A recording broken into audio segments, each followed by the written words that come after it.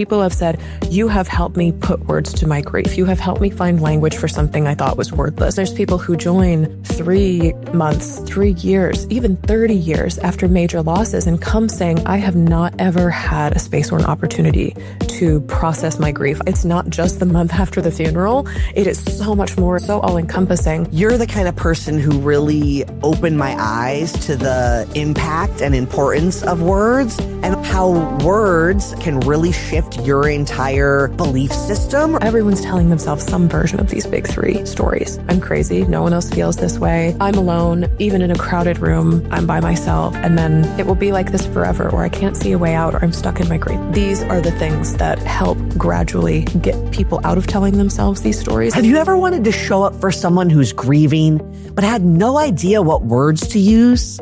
Today's conversation is for you.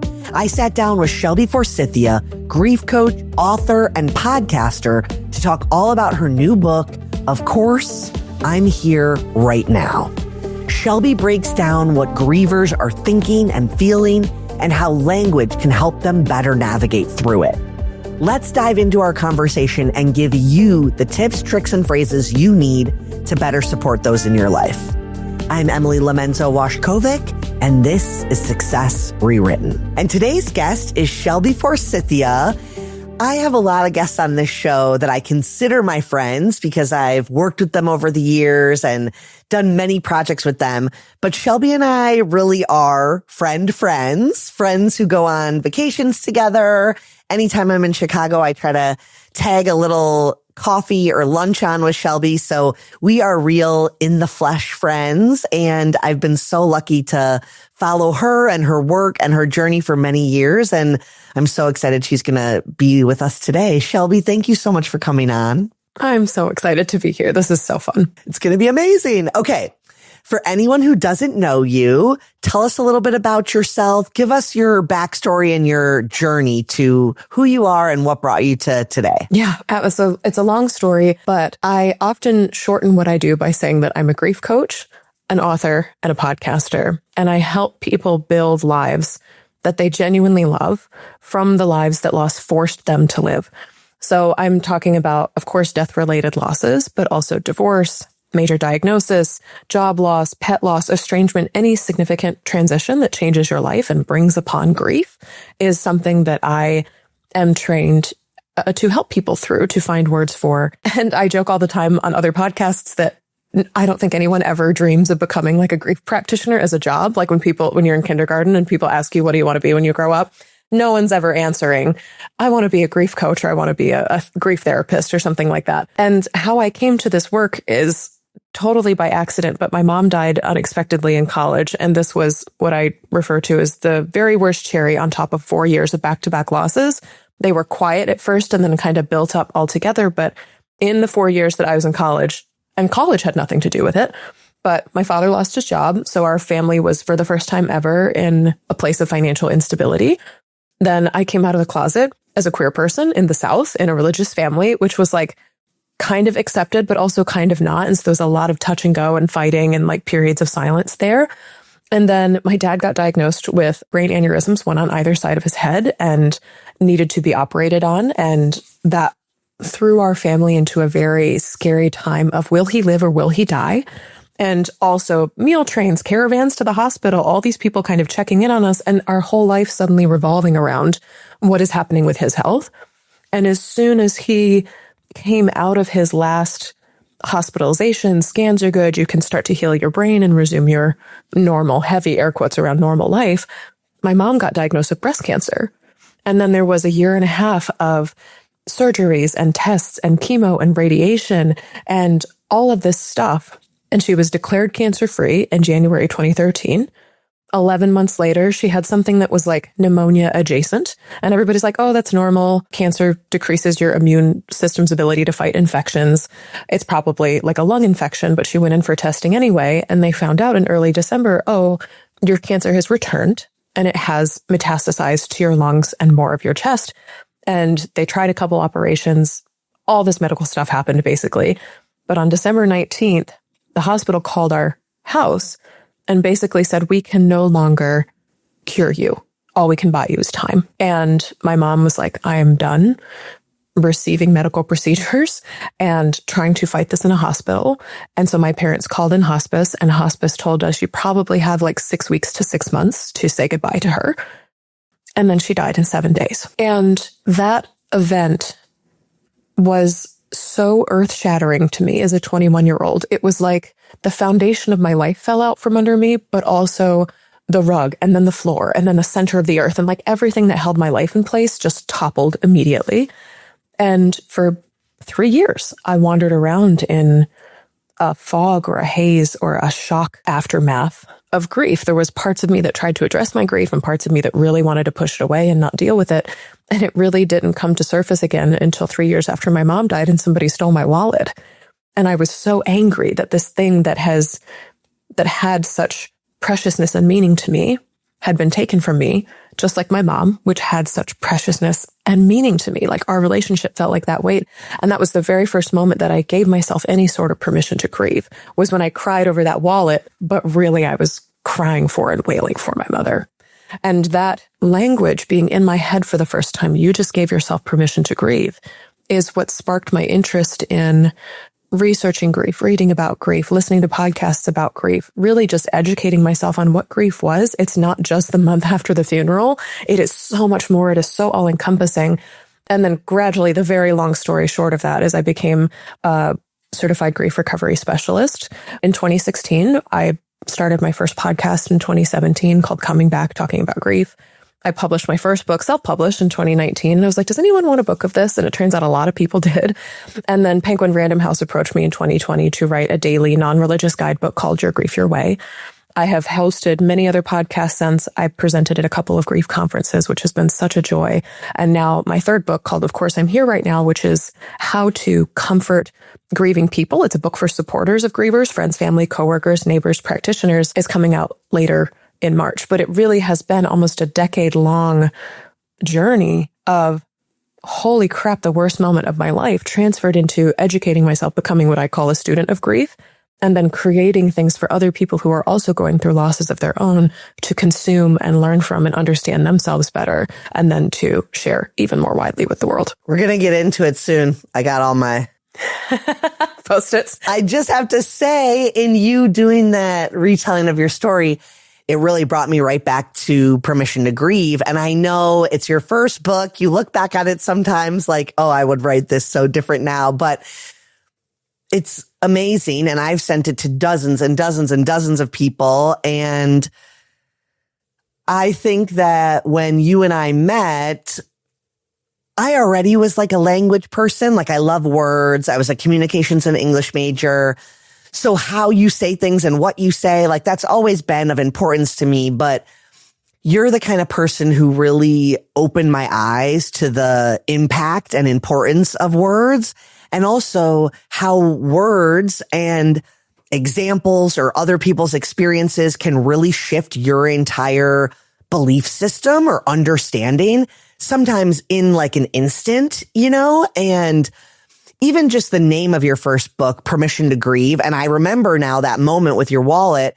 The permission slip element is something that you and I reference all the time when we just talk to people. I mean, I say, you've got to give yourself the permission to, or people need the permission slip. You know, we talk about that now because you've made that a term and an action and a belief that people can have and apply to their own experiences in their life. And so I'm really excited to dig more into words and all of those details. But let's quickly talk a little bit about some of your successes in growing your grief and coaching business.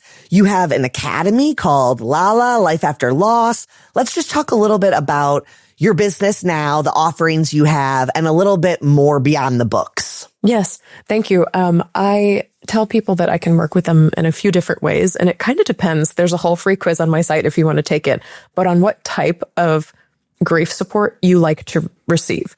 And so the quiz is called What's Your Grief Support Style? It's free. It takes 2 minutes. But I have learned through the years that there's 4 different styles of people. There are people who I call self-checkout style grievers, and they're like, I'm getting in, I'm getting the tools, I'm getting out. I am not interested in help. I'm not interested in a 50-minute Zoom call. I am not interested in other people's feedback or doing grief with others, as I like to call it. And these are people who really enjoy consuming my books, my podcasts, my blogs, like anything that's just on the buffet and available to them. They're like, I want it. Thanks. Bye. And they'll leave lovely reviews. They email me, they contact me, but they're like, I'm interested in doing grief quickly and at my own pace, and I get to choose what happens. Another type of grief support style is called road trip style grievers. And these are people who like to take like a long journey with grief. They want to grow and see themselves evolve through time. But they also, again, kind of like the self-checkout people, they like to choose what the stops are and where and when. And do you take breaks? And do you pause? Do you pursue something relentlessly? Do you take a detour off to the side? This is my wife's style. She is a road trip style griever. And for these people, things like something I offer is called one-on-one grief guidance, which is like 50-minute sessions, but not with any strict schedule. So it's not every Tuesday at 5 p.m. It's like whenever you want to schedule one, you can do it on your own time in your own way. These are also people who love my daily devotional, Your Grief Your Way, not because they read it every day, but because they play book roulette. They just open it to whatever page, be like, that helps today, and then they go on their way. And these are also people who really appreciate being able to rabbit hole specific topics about their grief. And so I write blogs about why the phrase, I can't imagine what you're going through, isn't helpful. And maybe that's something their grandmother said to them last week. And so they can deep dive on like why it isn't helpful and what to say instead. And they can really have these deeper conversations and reflections with themselves as they navigate grief. The third style is for people who like doing grief with others, but like the self-checkout style grievers want to do it fast. And so these are people who love attending workshops and things like my book party that's coming up, where it's like, it's a 1-hour thing, but there's a bunch of people there. And so you can learn from other people's grief stories at the same time that you are processing your own. And the feedback is often the magic in the room that helps you understand yourself even better and wrap words around what you're going through. So free workshops, often throughout the year, I'll host like book clubs that are short term, like 6-week book clubs around my books, and people join for that. And then the last style is called classroom style grief support. And these are people who want to learn in a classroom setting, but sort of like road trip grievers over the long term. So they want to learn with others over the long term. This is what I created Life After Loss Academy for. Life After Loss Academy is good for all 4 types. You can get in and get out. You can design your own journey. You can do quick workshops or deep dives or come to weekly grief coaching with me. But especially for people who are classroom style grievers and want to learn over a long time with a lot of people from the ground up in grief. How do I feel safe in the world again? How do I cope with my emotions? How do I fold grief into my life? How do I do grief with others who may or may not be grieving, friends, family, coworkers? And how do I cultivate a sense of peace and purpose and hope again?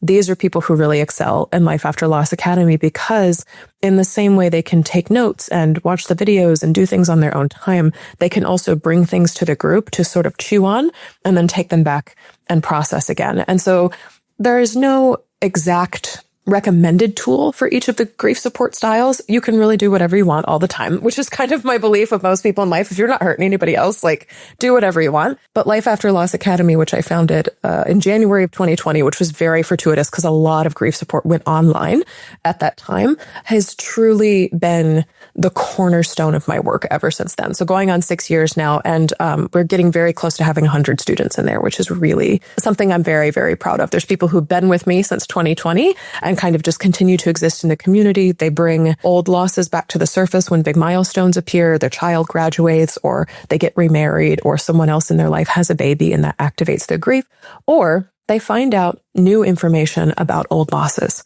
such as a family secret that is unveiled, or they are managing the finances for a loved one and something comes through the woodwork, or they find out an ex did something before the divorce and then there's something there to re-grieve. And then there's people who join 3 months, 3 years, even 30 years after major losses and come saying, I have not ever had a space or an opportunity to process my grief. I've been through a lot of, pardon me, shit, but I haven't had a space where it's appropriate to talk about it and keep talking about it. And that is the space on the internet, in the world, that Life After Loss Academy occupies. One of my greatest successes and the thing I'm so proud of. Well, it's so powerful. And I remember when you first started working on it, even just to put all of your concepts and ideas into a like consumable thing that you can engage with was amazing. But then the community that it's built and the amount of people that you can learn from, connect with, it really is such a special and powerful place. And so I'm glad that it still allows people to access it at different layers. And that was something that I really learned from you in the early days of our friendship was, of course, people when they're grieving have all different kinds of capacity to digest things. So some people do like to read. Some people cannot read at all when they're going through grief. So maybe they need to listen to something. And over the many, many years, you clearly have built a huge Rolodex of all different resources in all different mediums. So it's awesome that people can access your work and use it all throughout the journey and the stages that they're going through. Yeah, that's one of my favorite things too. And the cool part about it, and what I tell new business owners, is you think you will know who you are and what you're building in the first 2-3 years of your business. After about the 4 to 5 year mark, your audience will tell you what you are to them. And that is how you continue to hone and refine your work. I know I'm not here necessarily to give business advice, but the first few years of it being in my grief business, I thought my purpose was to guide people through grief. And that is a lot of what I do, similar to how a therapist or a spiritual worker or someone who helps people process emotional or heart pain does. But over and over again, especially in the last 5 to 7 years of being in business, people have said, you have helped me put words to my grief. You have helped me find language for something I thought was wordless. You have helped me help other people in my life understand what I'm going through because now I have the language to bring them. And so, especially with my new book coming out, I'm like, what I specialize in is grief, but underneath that, what I really specialize in is the words about grief. And so I just keep people talk about niching down all the time. And I'm almost like, don't niche down at the beginning unless you really want to. But start with a big or broad audience, and then you will slowly understand or know, or people will tell you what you are the best at within this field. Because you can get grief coaching from thousands of people in the world. You can search grief coach or grief therapist online and find lots and lots of people who do things similar to what I do. But once people are in my orbit, they're like, oh, this is the gift that she uniquely offers, or this is the service that I can uniquely expect from working with Shelby when it comes to grief. Absolutely. And you can definitely give business advice. We have a lot of entrepreneur listeners or people that are thinking about entrepreneurship. So we love all the business advice sprinkled throughout. It's great. Okay. I want to talk before we get into, of course, I'm here right now. I want to talk a little bit about these very big pivot points that I know you've had in your life just from being close friends. Obviously, the loss of your mom and all of those health events that you were going through with both of your parents, those were huge and impactful. But since then, you've also had many more things that have happened that have, I don't want to say deeper impacted, but in a very different way, shifted how you show up in the world. And I think each one of them has almost layered on top of the other one and built a different understanding or approach that you then share with the people in your life in a way that's helpful for them to move through it. But I want to talk about before you kind of had gotten over some of these events. And to me, the first one that I think of after you had your business and you were running and doing things full steam ahead was your health event. And I mean, I want you to describe it however you want to, but as your friend, I wasn't sure if anything was going to be normal for you after that. And the fact that you're even doing grief work still sometimes is shocking to me. I mean, I won't think about it for a while and then I'll think about it. And it's pretty wild. So as much as you're comfortable sharing, take us back to that health event that you had a couple of years ago. Yeah.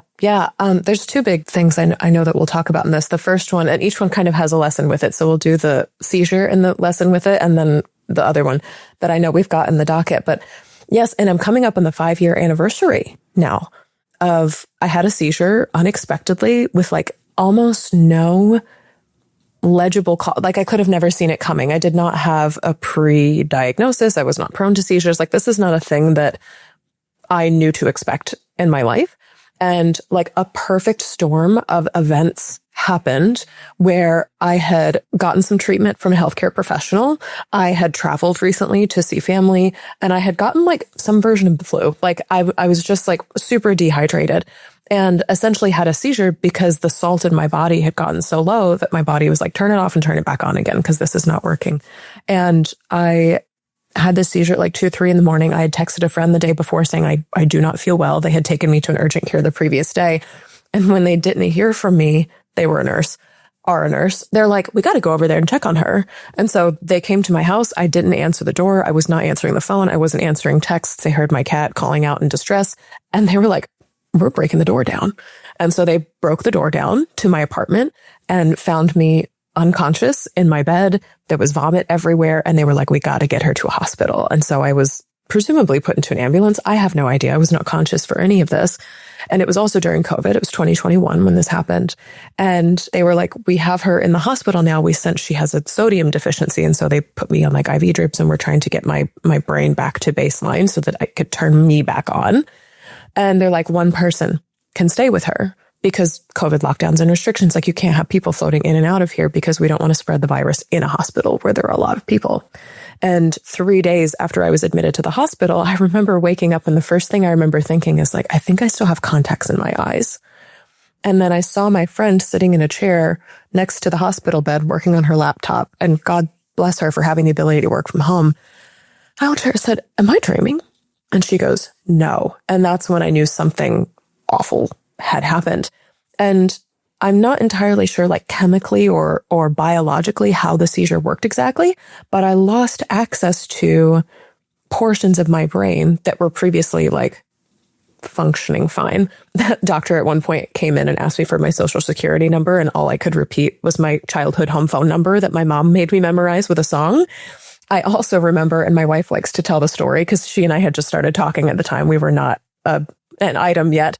She likes to tell the story of my phone was charged. And so I looked in my inbox for my text messages, and I saw you, and I saw a couple of my other friends, and my brain knew. I was like, I know these people. I don't know how I know them, and I know that I like them. And then I was in a job that I didn't really like at the time, and my manager from that job had texted me, and I was like, I don't like them. I didn't know who they were. I didn't know why they were texting me, but I knew. I was like, I don't like this person. I don't like they're in my life.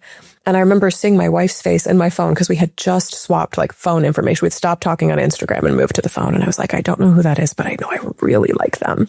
And I had this, I don't know if you've read, I'm not going to remember the name of the author. It's a beautiful book by a brain scientist who has a stroke, and she like witnesses herself having a stroke as she's having it. It's called My Stroke of Insight. It was like the left hemisphere of my brain that was analytical and had data and words and information shut off. And all I knew was what I felt. And through the next like week or so that I spent in the hospital, like my brain slowly came back online. But one of my first fears is like, I have clients. I have a grief business aside of the other job I was working as well. And I had no idea how to manage that. I'd never had such a personal emergency before, and I'm a one-woman show. I was like, how do I respond to people who are flooding my inbox, asking where I am, ghosting on clients, all this other stuff? And the biggest lesson I learned from this in the weeks and months and even the years that have followed is that, especially in the industry that I'm in, which is grief work, death work, end of life work, terminal illness work, just kind of like life or death for a lot of people, is that the thing that my audience wants the most from me, besides the tools and the words and the language to heal and the books and the podcasts and whatever, is they want me to be well. And I don't know that that's true for every industry in the world, but grievers as a population are some of the kindest and most understanding and like honestly merciful people I have ever met. I sent emails out about a week after I got home from the hospital saying, I'm so sorry I dropped the ball. I had a medical emergency. I had nothing. And the amount of, oh my gosh, I hope you're okay. I'll be thinking of you.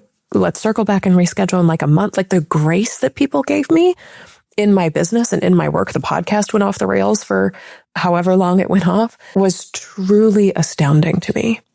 And now when I'm in seasons of stress or an inability to juggle multiple jobs, or my wife's a Canadian citizen. She immigrated to the United States from Canada after we got married, going through that process and just not having a lot of time to do everything I really want to do, or I feel like I should be delivering to this audience. I put myself back in the shoes of the people that poured so much grace out onto me after that life event. I was like, they would want me to be well. And sometimes that's the difference between me getting back on my computer and staying online until 11 p.m. doing grief work or putting things online or writing blog posts or whatever it is that I'm doing and going to bed or working on embroidery or going to the beach for a walk. Like, it's the difference between me taking care of myself a lot of the time and driving myself to hustle more. And so that was I didn't expect to learn a lesson from that event. I didn't go into it being like, I'm going to learn a lesson from this, because that's not how grief events work in your life. But it was one of those things that came as like a blessing of that experience. And so now whenever I'm stressed out about being able to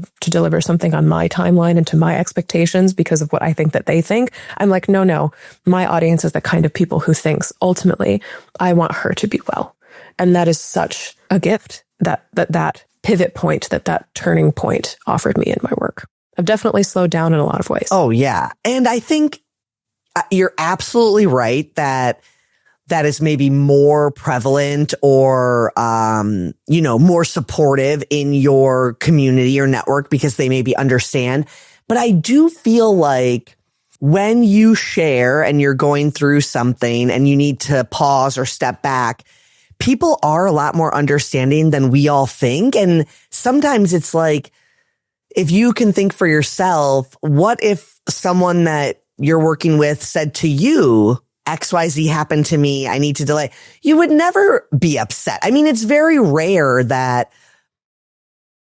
would be something that would cause you to be mad at someone. Like, they have to take care of themselves, but we all feel like the value or the importance sometimes is different than it is until something serious happens that we have no control over. Like, the choice to be in the hospital or not was not really yours, but it taught you that people adjusted and wanted you to be well. And I think sometimes when you get that validation through lived experience that maybe you're not choosing, in the future that you can pull back or delay or let people know that you need that space. And when you haven't experienced it yet, you don't know. But everyone should try if they're worried about it, because you would react similarly if someone in your life said, I need to pause or pull back because I'm not okay.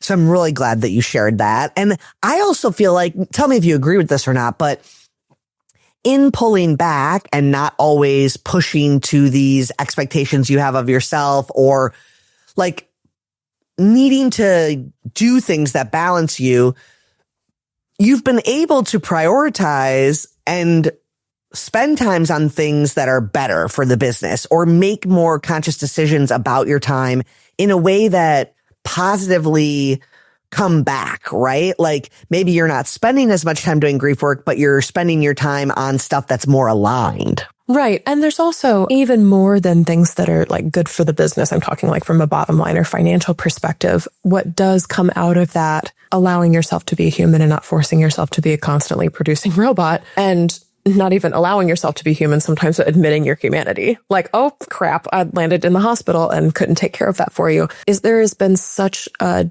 deeper connection to the people that I am serving. And I'll kind of turn this around onto other businesses that I admire, but I'm thinking specifically, there is a lovely stationery store and like gift shop here in Chicago where I live. And I believe it's one of their owners died recently within the last year or so. And they shut down the store for a period of time to create and attend a memorial for him. But then also across their social media on like different days through the year, they'll have like in-store pop-ups or social media posts that honor his memory and his legacy and everything that he contributed to the business. And I feel so much more connected to this entity as a business in the world because they openly honor and share their humanity.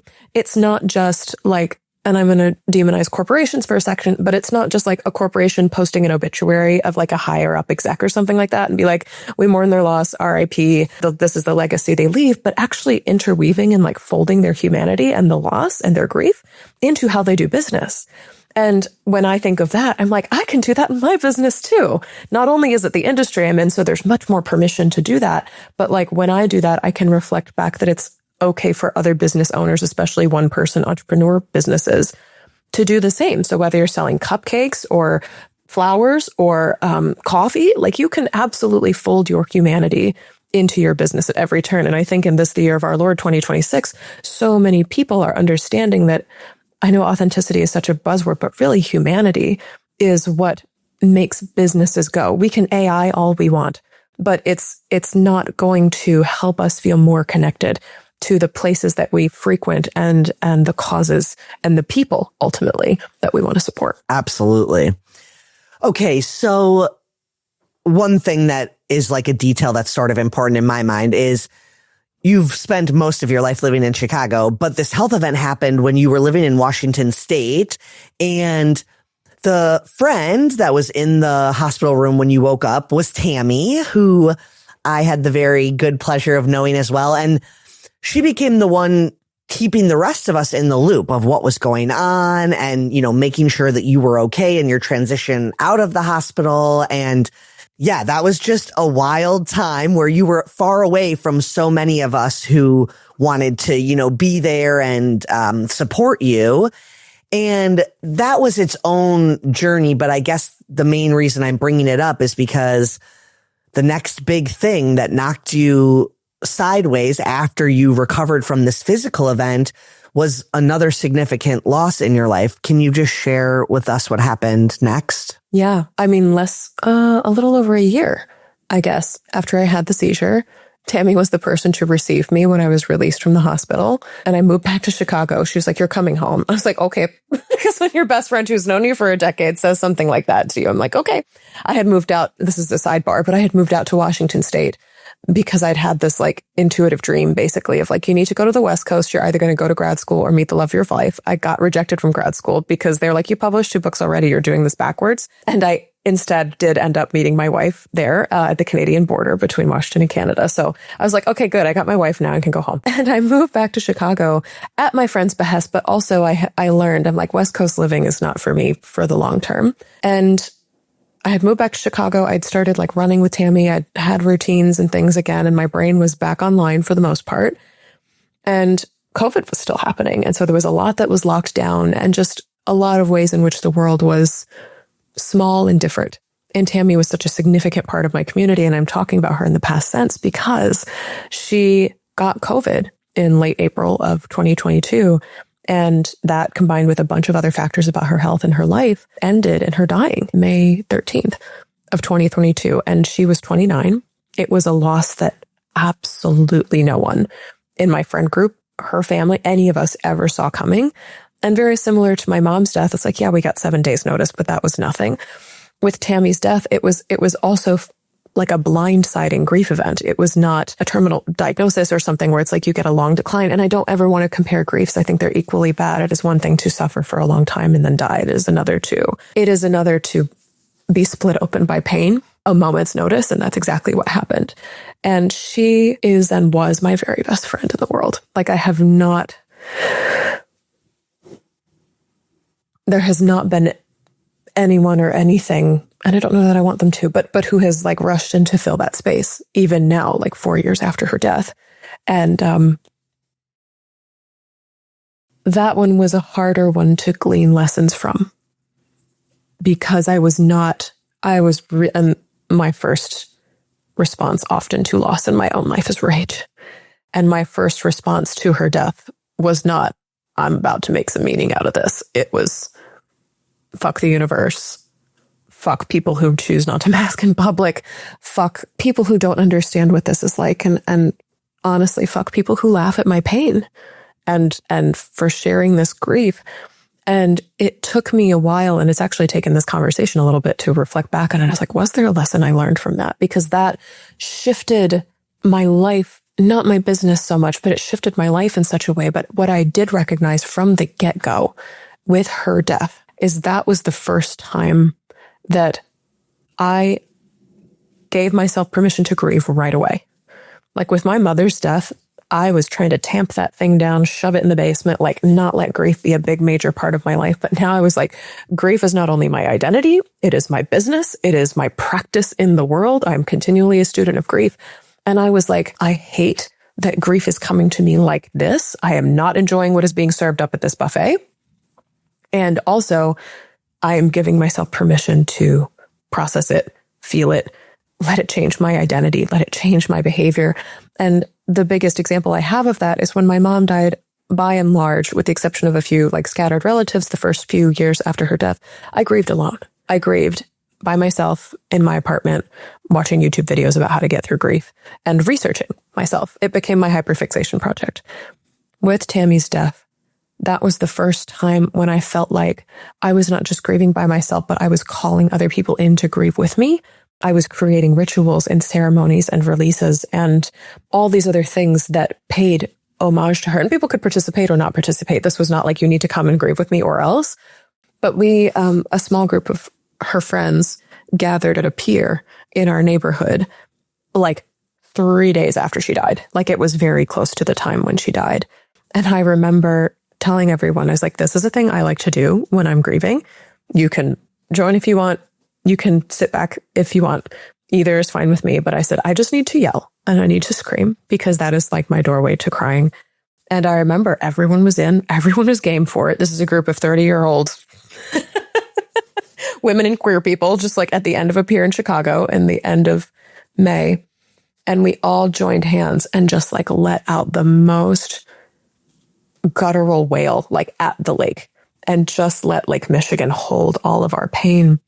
And it was the first time that I had done that in front of anyone and with anyone. And my friends came up to me afterwards. Of course, we were all hugging and crying and missing her fiercely. And they were like, I didn't know I needed that. I didn't know I needed this. Not just grieving, which like, yes, not just screaming, yes, but also doing this with other people who feel the same way and are mourning the same person. And that in and of itself was a kind of doorway to giving myself permission to grieve with other people.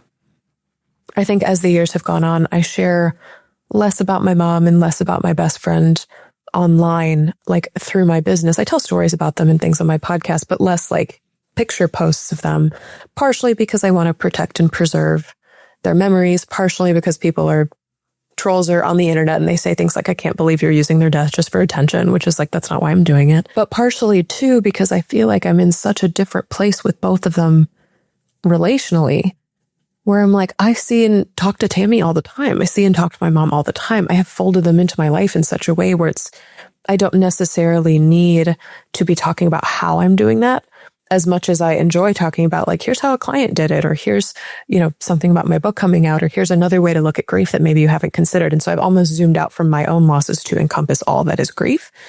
And, I don't know if that's a bad thing or a good thing. People still really appreciate and enjoy when I talk about my own personal losses. I think, either people don't know me and that's the first time they hear of it, or they're like, Shelby's still grieving too. Like I am not some grief practitioner up on a high throne being like, here's how to grieve. I'm like, no, there are still seasons and days and months of the year where I'm in the trenches of loss and I'm using the same tools and language and words that I teach to cope with my own grief. And then it becomes this really beautiful cycle of I need it today, you need it tomorrow, we need it together. Like we're just kind of hand off the tool, hand it back. Yeah, it's cyclical and beautiful that way. Well, and I don't want to place a value on if you should or shouldn't share more or less, but I do want to acknowledge the fact that I remember when you were getting that feedback from other people, and I don't think that you stopped or shared less because they were saying you're using this. I think it was a little bit more about preserving what was yours and keeping some of that for yourself. And you didn't stop doing it when people said you're doing this for the wrong reasons, because one, it was helping you and it felt good and it felt like the thing that you wanted to do to express the period. And it showed and gave permission to so many people to talk about their losses or their person who's no longer here. And I think culturally, directly or indirectly, we're told not to do that sometimes. Like I even remember having a friend one time when we were younger tell me about a new friend we were making that their mom had passed and they weren't, living with a mom for over 5 years at this point, but that I shouldn't bring it up. And in my head, I'm like, the next time I'm alone with this girl, I'm bringing it up. Like, I'm not going to ask her at the bar with like 20 people, but the next time we're alone, I'm bringing it up. And that's just like my personality. And then I learned over time as I grew older that that's actually an amazing thing to do. Like, you're never going to remind someone of their loss. They're probably already thinking about it, but asking them about that person can feel so good. And maybe they don't want to talk about that person in the moment of whatever exchange, but I think you sharing publicly how you were feeling, what you were missing, everything you were experiencing gave other people the space to do that. And whether it's a post honoring someone or something they lost, or a little like memorial, or a memoriam, like a little thing that you use to honor them. And you've honored Tammy in so many beautiful ways. I love visiting her tree and her bench. And I'm one of those people that looks all around me for the people that are no longer here physically with me. So I really love that you did that. And I don't think that the fact that you're not doing it constantly anymore means you decided not to do it because people shared that feedback. I think you consciously over time made a change, but didn't stop sharing because people told you not to. You knew that that's coming from a place of other people not having the space to feel validated in their loss. That's not coming from a place where it's better for all of us to not talk about our loss, Yeah. Exactly. Well, and that reflects back something I teach too, which is like, even if they're not talking about it, they're still thinking about it. 100%. They're still remembering it. It's still informing how they live. 100%. And work and exist. Yeah. Okay. We need to get to this because here's the deal. Not only is this coming out in a few weeks and everyone can already pre-order, we'll put the link in the show notes. It's for people who are supporting grievers. But in my opinion, if you're supporting a griever or you're existing on this earth, you're grieving something. And I think this book is valuable because it gives us language to start conversations, to better understand conversations, better show up in conversations. We don't need to give the whole framework away because people really need to digest it on their own. But let's walk people through, of course, I'm here right now, this current project of yours, and give them a little taste and flavor of what the book has in store. Yeah. Oh, well, thank you for the space to share it. And this is like, I have a friend who started off as a client, but now is a friend who lives here in Chicago. And she's like, your first book was to see if you could write a book. And I think that's correct. That's a fair judgment. My second book was a commissioned project from a publishing house that was like, we need someone to write in this format, and we think you're the person. I'm glad to say they were correct. And that's how that second book came about. But this third one is truly something that I have invented that is helping me and my clients and like perfect strangers know what to say to comfort someone who is grieving or find comfort when they themselves are grieving. And it is so simple and it is incredibly life-changing. And it came from this question of, what do I say to comfort someone who's grieving? But then there's all this stuff underneath it. There's an author and like business guy named Donald Miller who talks about people have 3 different motivations when looking to solve a problem in the world. They have internal motivations, they have external motivations, and then they have global motivations or conflicts. So things that they're wrestling with internally, externally, and then on a world level. And internally, everyone wants to be perceived as a good friend or a good person, especially when someone else is in crisis. Externally, people want the script. They want the words, the tools to say to comfort someone who's grieving. They're just like, give me the words so I can say them back. Let me do this ritual or this support. Heavy air quotes, but correctly. I want to do this well. And then the global issue or the global motivation is I want to live in a world where everyone is able to comfort someone who is grieving. And it's not just everything happens for a reason, or God just needed another angel, or you think that's bad. I had to grieve uphill in the snow both ways during the war, and like all this other comparison garbage or like toxic positivity. People genuinely want to know for those 3 reasons. They want to be perceived as a good friend or a good person. They want to know what to say, and they want to live in a world where people know what to say in the midst of suffering, because we all want to be comforted when we're suffering too. And I approach the book from that place as, how do I solve these 3 problems all at one time? And the phrases, of course, I'm here and right now. There's 3 different phrases. They're outlined in the book. I show you when and how to use them and different alternatives for them. Things for corporate settings, things for if you're a grief professional working with clients, things for if you're a friend or family member, and then things if you're a griever also supporting other grieving people. Because it's very rare that grief happens in a vacuum. If like a husband dies, a grieving mother may also be supporting her children, for instance, or his siblings or something of that nature. You're often supporting people who are grieving. And it is really gosh, how do I say this? It's a little magical. It's a missive. It's my soapbox on why words are the key to unlocking good grief support.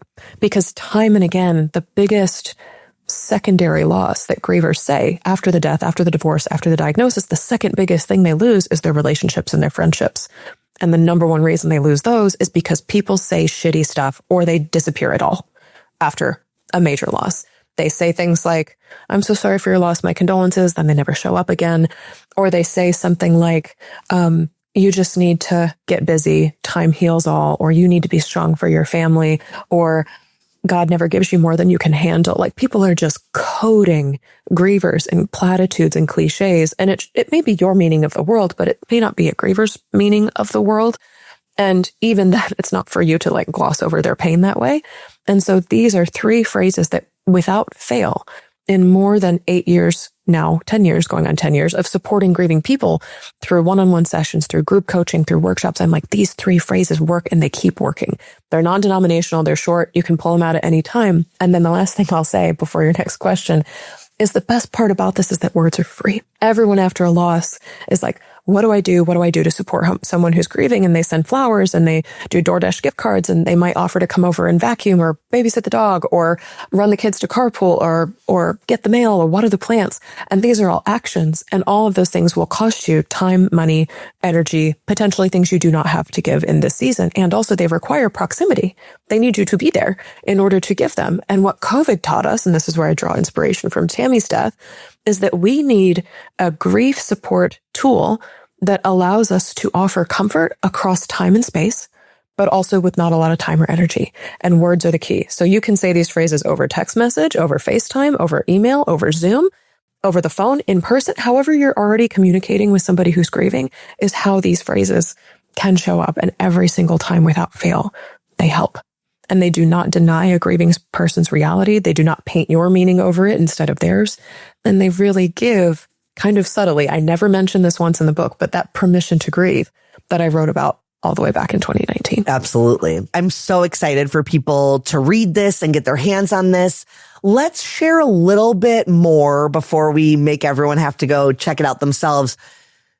The start of the book does such a good job explaining these narratives that people going through grief are telling themselves, or the state that they're in, the place that they're in when they're navigating grief, so that you as the supporter know how to show up for them. Can you walk us through those different stories that people in grief are telling themselves? Yeah, absolutely. Through now more than almost a decade of coaching people through grief, I've noticed that everyone, regardless of what they're grieving or how long it's been, or even the type of loss, are telling themselves one or more of the same 3 stories. They all narrow down to the same thing over and over again. They're like records on repeat. They are, I'm crazy, I'm alone, and it will be like this forever. And I go into detail in the book about like why we tell ourselves those stories. Sometimes it's society. A lot of times it's society. Sometimes it's like our own expectations of how we think grief should go. And sometimes it's things we've learned from other people or maybe even the media about like what grief is supposed to look like. So you can read more of that in the book. But consistently, the things that unlock or shift or change those stories for grieving people is not you contradicting them. You're not crazy. You're not alone. It won't be like this forever because that butts up against their lived reality. They don't believe you because they can't see it for themselves. It is to validate their pain. Of course, you're feeling sad. Your dad's still dead. By coming alongside them, even if I don't understand, I'm here for you. I have not forgotten that you're grieving. And then to offer context surrounding time. Right now, I can totally see how hope feels far away. And that's it. That's how you accompany someone in grief. So regardless of whether you even know the story a grieving person is telling, because they're not going to outright come and tell you. They might, but Not often will people be like, I feel so crazy, or I feel so alone, or I can't see a way out of this. Like grieving people don't often say that right away, especially if you're like a coworker or professional, like a medical professional or a grief professional. But they will give you signs that these stories are informing their reality. And even if they don't, chances are they are, because every single grieving person I've worked with, and myself when I was grieving my mom, and again with Tammy, and all the other losses that I've had in my life, these are stories I've told myself too, is I'm crazy. No one else feels this way. No one gets how I feel. If people knew what I really felt, I would be cast out of my group or whatever it is. I'm alone, even in a crowded room. I'm by myself. No one gets how I feel. And then it will be like this forever, or I can't see a way out, or I'm stuck in my grief. Everyone's telling themselves some version of these big three stories. And these three phrases consistently, of course, validation, I'm here, accompaniment, and right now, context of time or time anchoring. These are the things that help gradually get people out of telling themselves these stories. And even if that's not your goal, they are comforting regardless. Yes. And what I love the most about the book is you walk us through the framework of these things they're feeling, these phrases that can unlock them or, show up to better support them.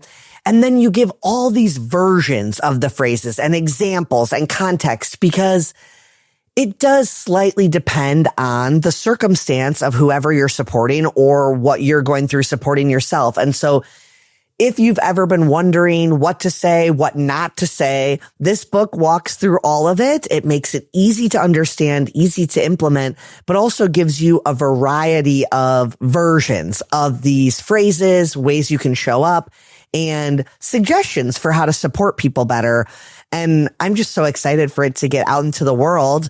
Let's tell everyone, where should they go to pre-order? Where can they find all of your work? Give us the rundown of where people can stay in touch with you and get more of what you do. Yeah. I often joke, I know this is not a grief show, but I joke that grieving brains can't hold a whole lot of information. And so literally everything I do is at shelbyforsythia.com. So if you remember nothing else from this conversation, it's just myname.com. If you have a little bit more brain capacity to hold more, Of Course I'm Here Right Now is available from Amazon, Bookshop, Barnes & Noble. You can pre-order it at your local indie bookstore. You can ask them, you can show them a cover of the book or the ISBN number, and they'll pre-order it and bring it into the store. A lot of local bookstores will mail things to you as well. So figure out what yours does, because we love supporting indie around here. And then if you are regardless of where in the world you are, I'm hosting a launch party the day the book comes out on March 31st. It is free to attend. And whether or not you've bought the book, you will hear me read some excerpts from the book, teach the framework. We'll talk about your specific life and things to say or not say to someone who's grieving. And if you're in Chicago on March 30th, so the eve before the book comes out, if you want the book before the rest of the world gets its hands on it, you can come celebrate with me at a theater on the North Side. And Emily is my co-host for the evening. So we'll turn the tables once again.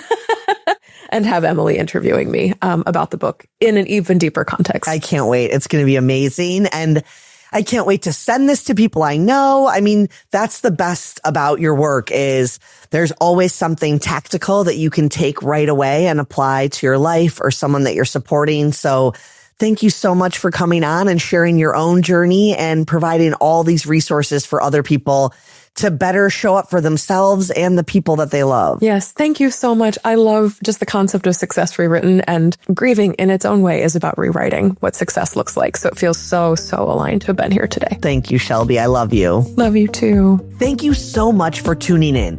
Be sure to subscribe to this YouTube channel or on whatever listening platform you're using. And rate, and review the episode. It's also super helpful if you share it with a friend. If you want to check out Shelby's work, go to shelbyforsythia.com. You can also follow Shelby on social media. You can check out her workshops and see all of the books she's written, including the book we covered today, Of Course I'm Here Right Now. If you want to get in touch with me, go to successrewrittenshow.com or email Emily@successrewrittenshow.com. We'll see you next time.